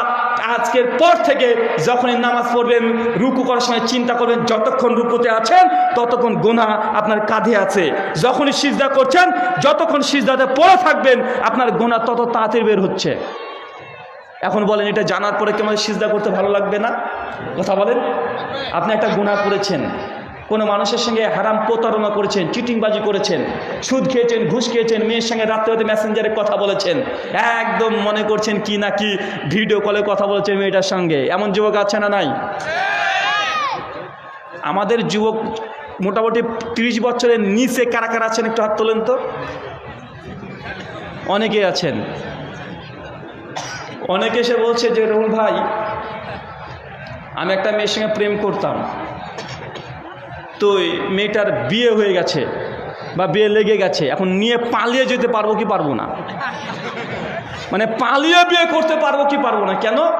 তো আমি মেয়েটাকে প্রেম করতাম, ভালোবাসতাম, আমার ক্লাসমেট। আমি বলি, যে যুবক বা যে মেয়েটা নিজের ক্লাসমেটের সঙ্গে প্রেম করে বা ভালোবাসা করে, মানে এর চাইতে মূর্খ আর দুনিয়াতে নাই। মানুষের বুদ্ধি থাকার দরকার আছে, বিশেষ করে ছেলেদের। মানে যদি মনে করেন আমার ক্লাসমেট, মানে ও 11 ক্লাসে পড়ে 11 ক্লাসে মেয়ের সঙ্গে প্রেম করছে, 12 ক্লাসে পড়ে 12 ক্লাসে মেয়ের সঙ্গে প্রেম করছে, মানে এর মতো গবেটা দুনিয়াতে আছে? কারণ পুরুষের চাইতে নারীদের ম্যাচুরিটি আগে চলে আসে। একটা 18 বছরের ছেলেকে দেখবেন আর 18 বছরটা মেয়েকে দেখবেন, মেয়েটাকে মনে হবে ও মা হয়ে গেছে আগে থেকেই। আছে না নাই? একটা 14 বছরের ছেলেকে দেখবেন, 14 বছরের মেয়েকে দেখবেন, মেয়েটা পূর্ণাঙ্গ মেয়ে, আর ওর দেখবেন দুধের দাঁতই ভাঙেনি ছেলেটার। এখন ও যদি 14-15 বছর থেকে মেয়েটা একই ক্লাসে মেশে প্রেম করে, তো মেয়েটা 3 বছর পর পূর্ণ ম্যাচুরিটি চলে এসেছে। তার জন্য আগে থেকে হাই স্কুলের মাস্টার, প্রাইমারি স্কুলের মাস্টার, অমুক বিজনেসম্যান, এমপির ছেলে একটু সুন্দরী হলে ভাই প্রস্তাব আসবে কি আসবে না? মানে যখন 12 ক্লাস, মেয়ের বয়স 17-18 হয়ে গেছে, বড় বড় জায়গা থেকে ওর বিয়ের প্রস্তাব আসবে যদি সুন্দরী হয়। আর তোমার বয়স থেকে 16-17 চলছে, মানে মেয়েটার 16-17, তোমারও 16-17, কিন্তু মেয়েদের 17 বছর আর ছেলেদের 17 বছরের মধ্যে পার্থক্য আছে না নাই? ছেলেরা 17 বছরের কাঁচা থাকে। এখন ওই 17 বছর বয়সে মেয়েটার বিয়ের প্রস্তাব চলে এসেছে হাই স্কুলের মাস্টার থেকে। এসে তখন মা বলছে না হাই স্কুলের মাস্টার তোকে দেখতে আসবে। মাস্টারের একটা গাড়ি আছে, 3 তলা বিল্ডিং, বাপের অঢাল সম্পত্তি, তোকে দেখতে আসছে। আগামী 3 দিন পর তোকে সেজে গুজে বসে থাকতে হবে। মেয়েটাও পাগল, আরে সর্বনাশ, আমি প্রেম করতাম, আমার বিয়ে তথা বয়ফ্রেন্ডের কি হবে? আসে না নাই? সঙ্গে সঙ্গে বলছে দেখো আমাকে আগামী 3 দিন পর আমাকে দেখতে আসবে, ছেলেটাকে বলছে। তখন আমাকে এখন কি করব, চলো পালিয়ে গিয়ে বিয়ে করি। আর ছেলের বুকে যখন পালিয়ে গিয়ে বিয়ে করি বলেছে ধুকুর পুকুর ধুকুর ফুকুর ধুকুর পুকুর করছে। বলছে বলে কি রে, একে নিয়ে গিয়ে খাবো কি আমি? মানে ও নিজেই তো ইনকাম করে না, নিজেই তো বাপের পকেট কেটে টাকা নিয়ে চলে আসে, আছে না নাই? আর যদি ওই 17 বছরের একটা ছেলেকে যদি বলে 18 বছরের যে চলো পালিয়ে গিয়ে বিয়ে করি, ওর কাছে পালিয়ে যাবে, আরে যে জুতো পরে থাকে ওটার বাপেরই দেওয়া, আছে না নাই? এই জন্য বলেছিলাম প্রেম করা হারাম, এটা আমি আপনাকে উদ্বুদ্ধ করছি না। বিয়ের আগে প্রেম করা কি, এটা সম্পূর্ণ হারাম। আল্লাহ কোরআনে বলে দিয়েছে লা তাকরাবুজ জিনা, তোমরা জিনার ধারে কাছেও যেও না। সূরা বানী ইসরাঈল আয়াত নম্বর 32, জামে তিরমিজি 2219 নম্বর হাদিস। আল্লাহ বলেছেন 2জন ছেলে মেয়ে যখন একত্রিত বসে, তৃতীয় আরেকজন চলে আসে, তার নাম হচ্ছে ইবলিশ। কে আসে কথা বলেন? ইবলিশ। মানে ছেলে মেয়ে এরা যে বন্ধু হবে এটা হতেই পারে না।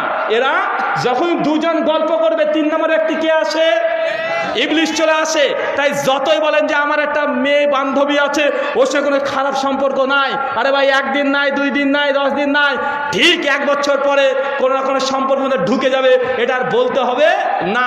আর এই জন্য বলি যারা ম্যাচুরিটি মানে নারী পুরুষ একই বয়সে প্রেম করছে, এদের মূর্খ একটাও নাই। কারণ শেষ বেলাতে কি হবে, ছেলেটার আগে মেয়েটার আগে 5 বছর আগে বিয়ে হয়ে যায়, হয় কি হয় না? মেয়ের বিয়ে হচ্ছে 18-তে, আপনি তো বিয়ে করবেন 25 বছর বয়সে, কারণ আপনার 25, 22, 23, 25 আপনার ম্যাচুরিটি আসছে, ও তো 18 বছরে চলে এসেছে। এই জন্যই যারা সিমিলার বয়সে বিয়ে মানে প্রেম করছে, মানে সারা জীবন শুধু দেখতে দেখতে কেটে যাবে, বিয়ে হয়ে যাবে গার্লফ্রেন্ডের, বাড়ির সামনে দিয়ে কোলে ছেলে নিয়ে মোটরসাইকেলে ঘুরে বেড়াবে, আর তুই দেখবি আর ফ্যাল ফ্যাল করে তাকাবে আর কানবি। আরে যেই বয়সে মেয়েটার বিয়ে হচ্ছে ওই বয়স 18 বছরের ছেলেটা কেরিয়ার তৈরি করার বয়স। কি তৈরি করার বয়স? কেরিয়ার তৈরি করার বয়স। ওই সময় কেরিয়ার তৈরি করতে হবে, পড়াশোনা করতে হবে, জ্ঞান অর্জন করতে হবে। জ্ঞান অর্জন করার পরে 20 বছর গড়বে, তারপর তুমি চিন্তা করো বিয়ে যাকে করবা, মানে তোমার যখন 18 বছর 10 বছর মেয়েকে দেখতে হবে। কথা বুঝতে পারলেন না? যে 10 বছরে কোনো মেয়েকে ভালো লাগে, মনে মনে ভালো লাগতে পারে, কিন্তু 18 বছর বয়স 18 বছর মেয়েকে পছন্দ করবা, এটা হতেই পারে না। তো যারা একটু পাগল টাইপের আছে, এরকম সিদ্ধান্ত কি নাই যে বাপ মা তো বিয়ে দেবে না, পালিয়ে গিয়ে বিয়ে করব, আছে না নাই? আল্লাহ নবীর হাদিস শোনেন, জামে তিরমিজি হাদিস নম্বর 1102 নম্বর হাদিস। আল্লাহ নবী বলছেন লা নিকা ইল্লা বিওয়ালি, ওই বিয়েটা বৈধ নয় যে বিয়েতে মেয়ের গার্জিয়ান, মেয়ের বাপ যদি জীবিত থাকে, বাপ যদি রাজি না থাকে, আপনি যদি মেয়েটাকে 10-12 বিয়ে করেন আপনার বিয়ে বাতিল। কথা বুঝতে পারছেন?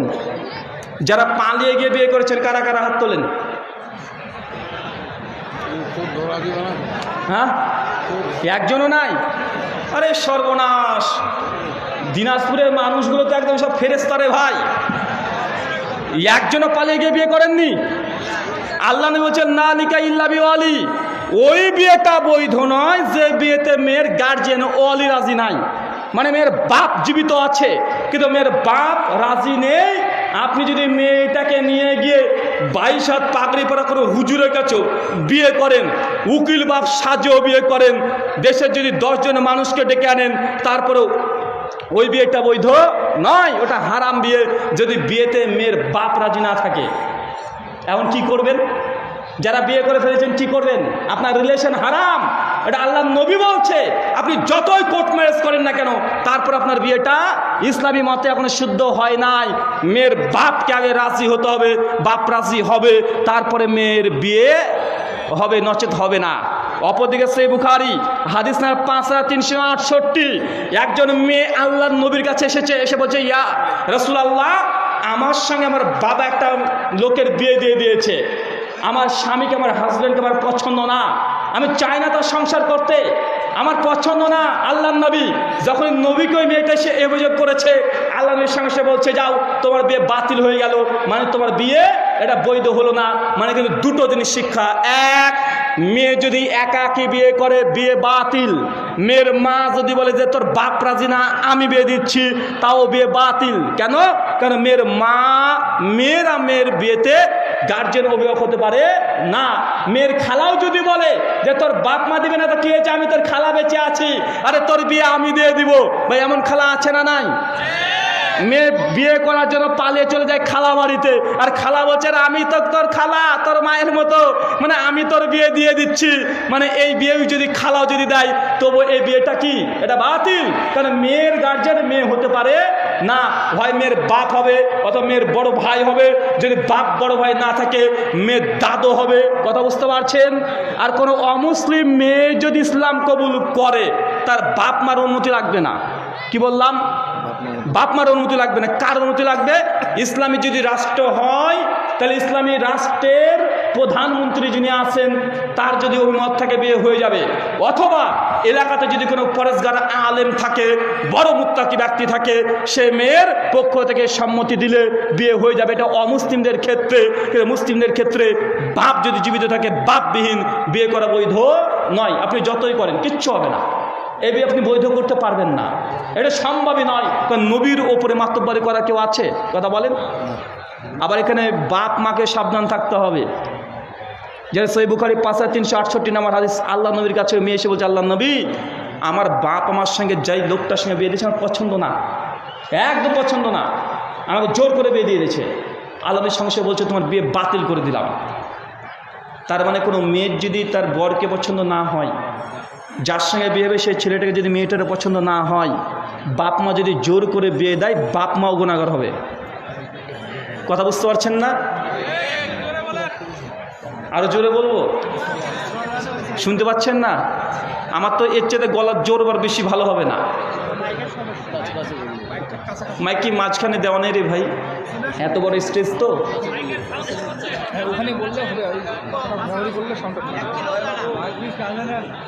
আর কত নেব রে ভাই? মাইক আমরা এত দূর থেকে কথা বলি, মাইক থেকে এক বিদ্যার দূরে কথা বলি। এগুলো কি অনুযায়ী কথা বললাম?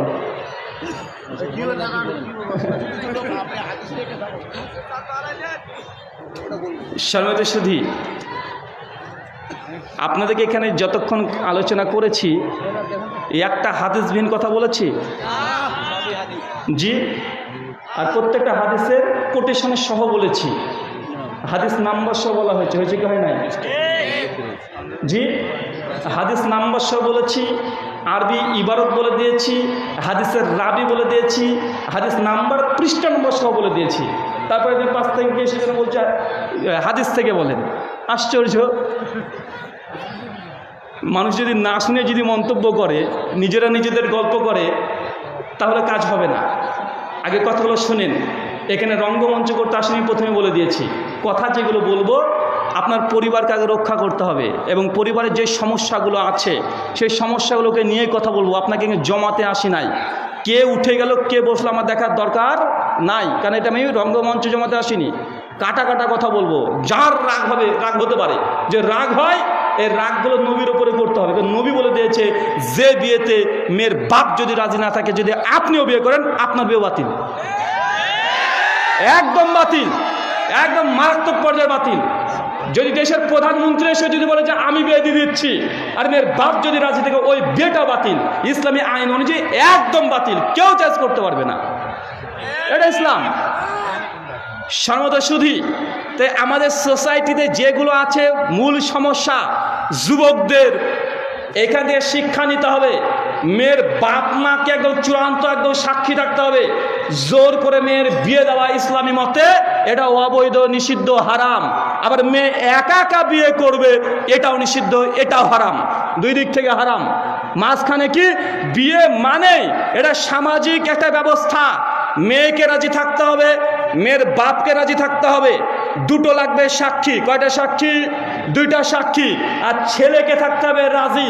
ছেলের যদি 14 গোষ্ঠী কেউ রাজি না থাকে, ছেলে বাপও যদি রাজি না থাকে, ছেলে যদি একাই রাজি থাকে, তবুও ছেলের সঙ্গে বিয়ে দেওয়া যাবে, কারণ ছেলে নিজেই একাই মাহরুম। কথা বুঝতে পারছেন? কিন্তু মেয়ের ক্ষেত্রে সাক্ষী লাগে। কি লাগে? সাক্ষী লাগে। আপনাদের এলাকাতে বিয়ে হলে হলুদ দেওয়া হয়? বেশি না কম? বিয়ের দিন আগে যেই ছেলেটার বিয়ে হবে ওই ছেলেটাকে গোসল করায় পাড়ার ভাবিরা আছে? আচ্ছা, কারা কারা বিয়ে করেছেন হাত তোলেন। আচ্ছা, ভাবিরা গোসল করে দিয়েছে বিয়ের আগের দিন, একটু হাত তোলেন তো কে কে আছেন? হ্যাঁ, আচ্ছা, বিয়ের আগের দিন ভাবিরা গোসল করায় কি করায়? সমাজে আছে? যত এলাকার ভাবিরা আছে সবাই এসে গোসল করিয়ে দেয়। মানে দেখেন, চিন্তা করেছেন, এই এত বড় ধেরে খোকা বয়স 25 হয়ে গেল, প্রতিদিন একা একা গোসল করছে। বিয়ের আগের দিন একা গোসল করা জানে না, পাড়ার ভাবিগুলোকে লাগে, পাড়ার ভাবিগুলোকে লাগছে। অথচ আল্লাহ নবী বলছেন, সুনান আবু দাউদ হাদিস নাম্বার 4122, নবী বলেছেন, যদি দুই ভাই সাবালেক হয়ে যায়, কি হয়ে যায়? সাবালেক হয়ে যায়, ম্যাচুরিটিতে পৌঁছে যায়, তারপরে দুই ভাই এক বিছানাতে এক চাদরের নিচে ঘুমানো জায়েজ না, হারাম। কথা বুঝতে পারছেন না? দুই ভাই বোন না, দুই ভাই, আপন ভাই, মায়ের পেটের ভাই, যদি প্রাপ্তবয়স্ক হয়ে যায়, তারপরে এক চাদর নিচে ঘুমানো জায়েজ না। এখন বলেন তো, দুই ভাইয়েরই যদি জায়েজ না হয়, তাহলে পাড়ার ভাবিগুলো এসে কিভাবে আপনাকে হলুদ মাখাচ্ছে? কিভাবে হলুদ মাখাতে পারে? এটা তো আমাদের মাথায় ধরে না। হলুদ প্রথাটা ইসলামী নয়, এটা অইসলামিক প্রথা। এই প্রথা একদম ইসলামে কোনোভাবে নাই। কিন্তু আমাদের মুসলিম সমাজে আগের দিন হয় হলুদ, পরের দিন বিয়ে, তারপরের দিন ভোজ, মানে 3 দিন বিয়েকে নিয়ে সমাজে আছে না নাই? সমাজে আছে।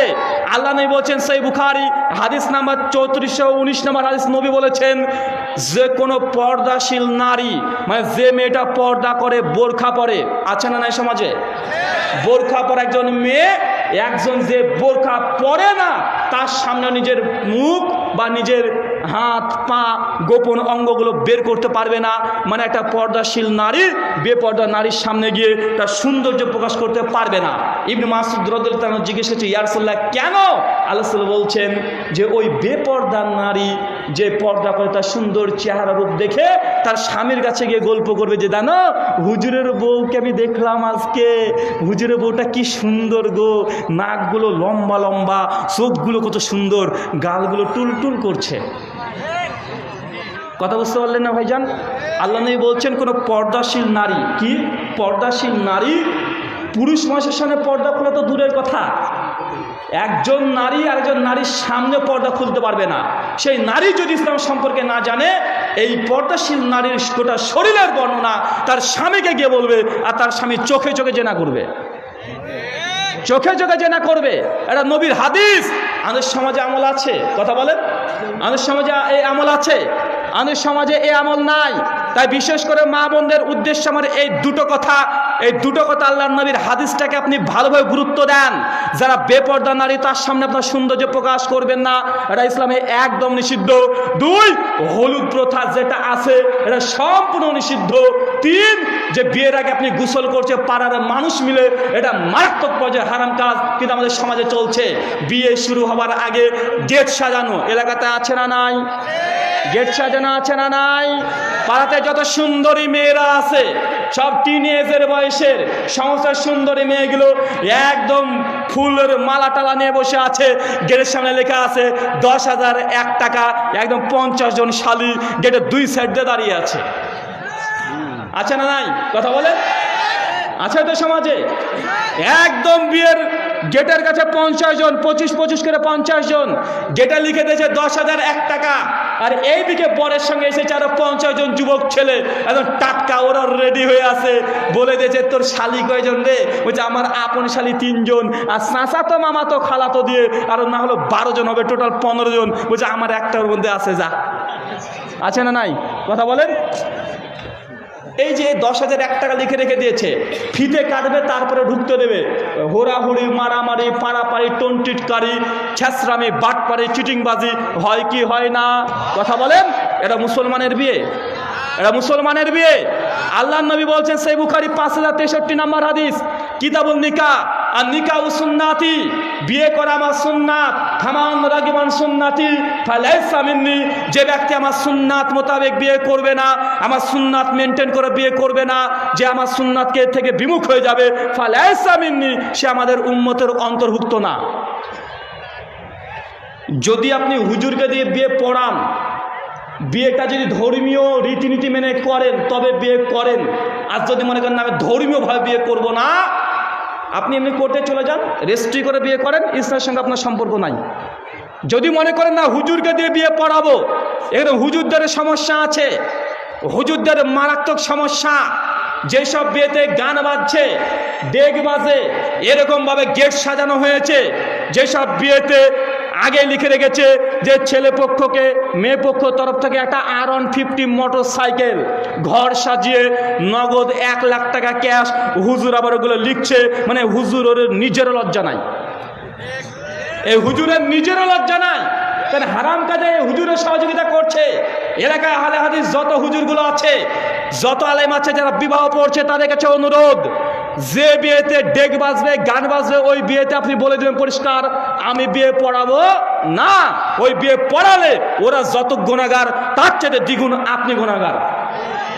কারণ ওরা নির্বোধ, না জেনে করছে, কিন্তু আপনি জানা বোঝার পরেও হারাম কাজে সহযোগিতা করেছেন। সূরা মাইদা 2 নম্বর আয়াত, হারাম কাজে যদি সহযোগিতা করে, ওই কাজ যে করলো আপনি যদি সহযোগিতা করেন, একই পাপ। সুনান ইবনে মাজাহ হাদিস নাম্বার 3378, আল্লাহ নবী বলছেন কোন ব্যক্তি মদ যদি খায় সে সমান পাপী, যে মদ তৈরি করে সে সমান পাপী, যে মদ টেবিলে নিয়ে গিয়ে দিয়ে দেয় ও সমান পাপী, যে মদ একদম ট্রাকে করে লরিতে করে বয়ে বেড়ায় সেও সমান পাপী, যে গাড়ি থেকে মদটাকে নামিয়ে দোকানে পাঠায় সেও সমান পাপী। 8 শ্রেণীর মানুষ যে মদের সঙ্গে সম্পৃক্ত, সবাই সমান পাপী। কথা বুঝতে পারছেন? বিড়িখোর এলাকায় আছে, এলাকাতে বিড়ি বাঁধে মেয়েরা। বিড়ি কারা বাঁধে? রংপুর অঞ্চলে বেশি। জি, রংপুরের সাইডে বিড়ি বাঁধাগুলো সবচেয়ে বেশি। যে মেয়েটা বিড়ি বাঁধছে ও যেমন পাপী, ওর স্বামী যদি বিড়ির মশলা অফিস থেকে নিয়ে এসে দেয় ওই লোকটা সমান পাপী। আর যে বুড়ি দোকান দোকান দিয়ে বেড়াচ্ছে ওটাও সমান পাপী। যে বুড়ি খাচ্ছে সেও সমান পাপী। আর যে দোকানে বসে বিড়ি বিক্রি করা হচ্ছে, সিগারেট বিক্রি করা হচ্ছে, ওরা সমান পাপী। এলাকাতে বিড়ি সিগারেট বিক্রি হয়, আপনাকে কখনো মনে করেন এটা হারাম মনে করেন? চাচা, আপনার কাছে মনে হয় হারাম? আল্লাহ নবী বলছে কুল্লু মুস্কির খামরুন কুল্লু খামরুন হারামুন, যেসব জিনিস খেলে নেশা হয় তার সবগুলো হারাম। নবী বলছে হারাম। আর হারাম জিনিস যদি কেউ বিক্রি করে সেটাও হারাম। এলাকাতে থাকে কিভাবে? আপনার বাংলাদেশের নাটোর জেলা মহারাজপুর নামক একটা গ্রাম আছে, ওইখানে একমাত্র আমার দেখা, মহারাজপুর তো নাকি, মহারাজপুর, নাটোরের মহারাজপুর এমন একটা জায়গা গোটা বাংলাদেশের মধ্যে অদ্বিতীয় জায়গা। ওইখানে কোনো দোকান আপনি বিড়ি পাবেন না, মহারাজপুর পাবেন না। একদম কঠোর, পুরোটা আহলে হাদিস সমাজ একদম কঠোর। কাউকে যদি দেখেছে বিড়ি বিক্রি করছে জরিমানা আছে, সামাজিকভাবে 10,000 টাকা প্রায় জরিমানা আছে। কেউ যদি বিড়ি খায় তো যে বিড়ি খাচ্ছে তারও জরিমানা। আর বিড়ি কোথায় পেয়েছে, যদি তাদের এলাকার তাদের থানার মধ্যে যদি বিক্রি হয় বিড়ি, দোকানদারেরও সমানভাবে 10,000 টাকা প্রায় জরিমানা। এটা যে প্রকৃত আহলে হাদিস। আর আমাদের দাড়ি চাচা তারপর নাম দিয়েছি আহলে হাদিস, আছে না নাই? বিড়ি খাচ্ছে আবার আমরা আহলে হাদিস জামাতের লোক, আরে চিটার। বিড়ি খাচ্ছে তা আহলে হাদিস দাবি করে মানুষ, আছে না নাই? কথা বলেন, আছে না নাই? আল্লাহ সুবহানাহু ওয়া তাআলা আমাদেরকে হারাম কাজগুলো থেকে বেঁচে থাকা তৌফিক দান করো। সকলে পড়ি আল্লাহুম্মা আমিন। সম্মানিত সুধী, আবার আপনাকে নিয়ে যাব ওই জায়গাতে। সালাত মানে এবার ডাইরেক্ট আল্লাহর সঙ্গে কথা বলা। কি বলা? আল্লাহর সঙ্গে কথা যদি বলতে চান তাই নামাজে দাঁড়াতে হবে। সে মুসলিম কিতাবুস সালাত বাবুল কিরাত হাদিস নম্বর 768, রাবি আবু হুরায়রা। আবু হুরায়রার কাছে একজন এসে বলছে যে আমরা যখন ইমামের পেছনে থাকবো, কোন সময় ইমামের পেছনে থাকবো, সেই সময় কি সূরাতুল ফাতিহা পড়তে হবে মুক্তাদিকে?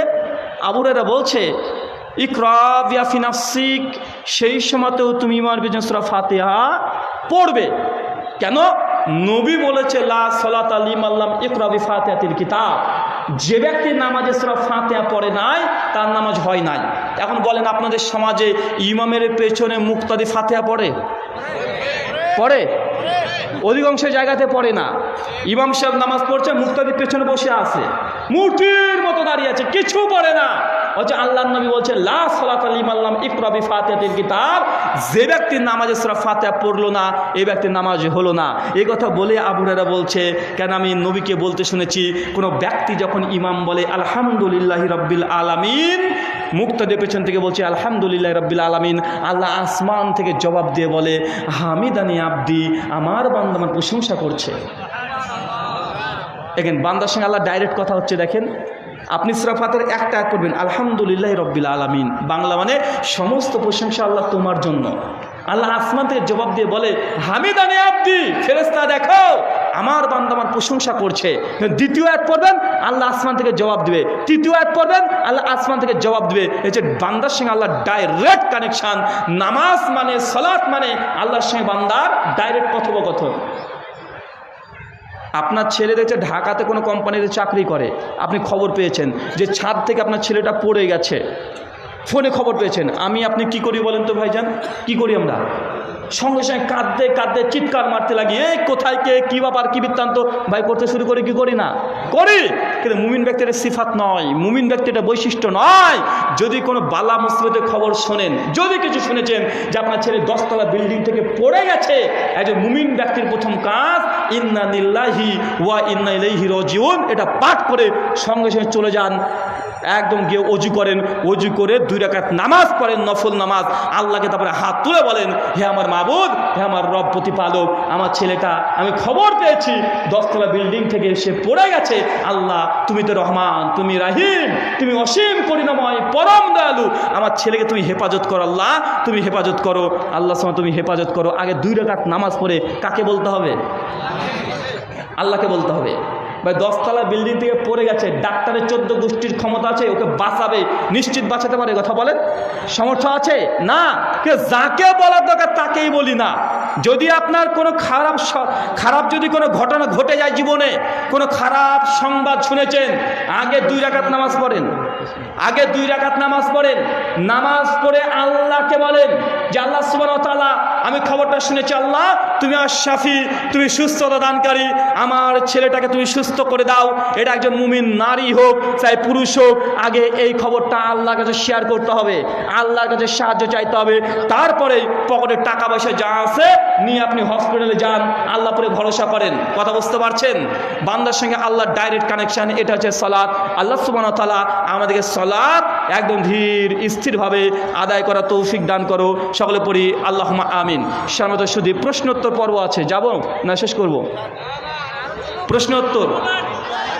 প্রশ্নোত্তরের সময় হয়ে